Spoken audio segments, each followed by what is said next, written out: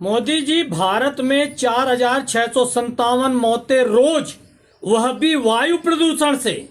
आपके भारत में, वह भारत जिसके विकास के लिए आप 18-18 घंटे काम कर रहे हैं मोदी जी। यह बात अर्थशास्त्री गीता गोपीनाथ ने कहा है, वह भी दावोस में।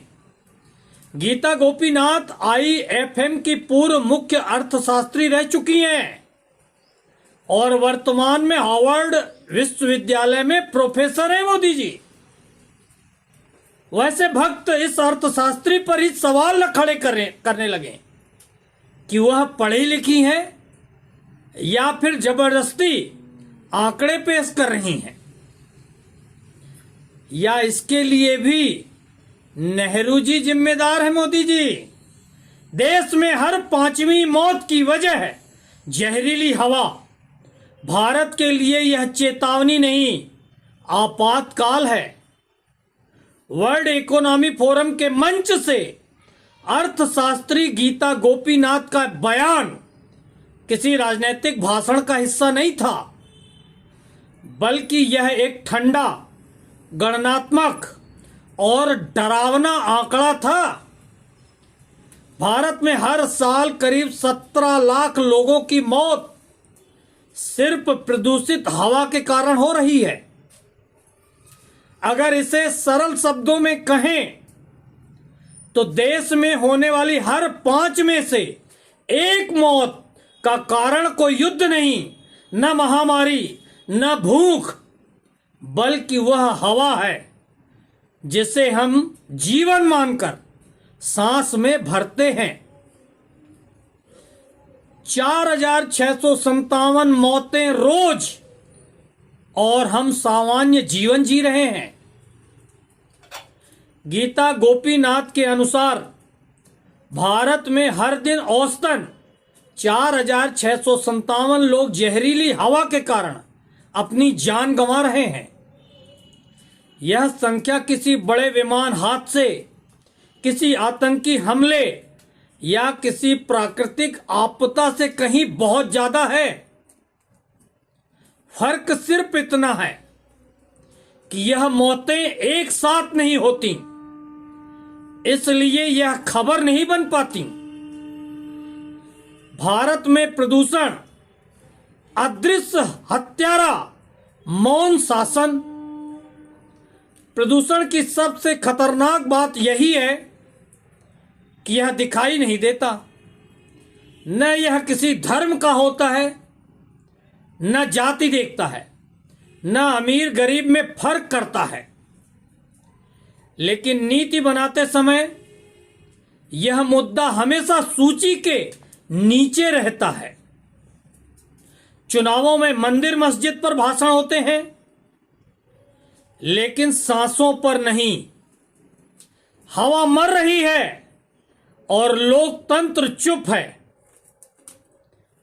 दिल्ली से दतिया तक, मुंबई से मुजफ्फरपुर तक, यह समस्या सिर्फ महानगरों की नहीं है।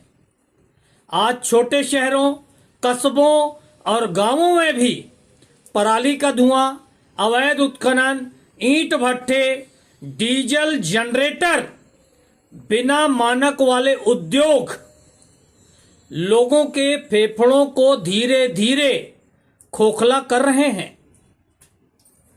सरकारी आंकड़े अक्सर इस सच्चाई को औसत में छुपा देते हैं, लेकिन अस्पतालों की OPD, ICU और मौत के प्रमाण पत्र सच बोलते हैं। आर्थिक विकास या सांसों का सौदा। विडंबना यह है कि जिस आर्थिक विकास की बात की जाती है, उसी की कीमत सबसे पहले आम नागरिक अपनी सांसों से चुकाता है। अगर विकास का मतलब बच्चों को दमा, युवाओं को फेफड़ों की बीमारी, बुजुर्गों को समय से पहले मौत है, तो यह विकास नहीं, सामूहिक आत्महत्या का मॉडल है। नीतियां कागज पर, जमीन पर धुआं। हर सरकार ने नेशनल क्लीन एयर प्रोग्राम बनाया, लक्ष्य तय किए, समितियां गठित की, लेकिन जमीनी सच्चाई यह है, न निगरानी मजबूत है, न जवाबदेही तय है।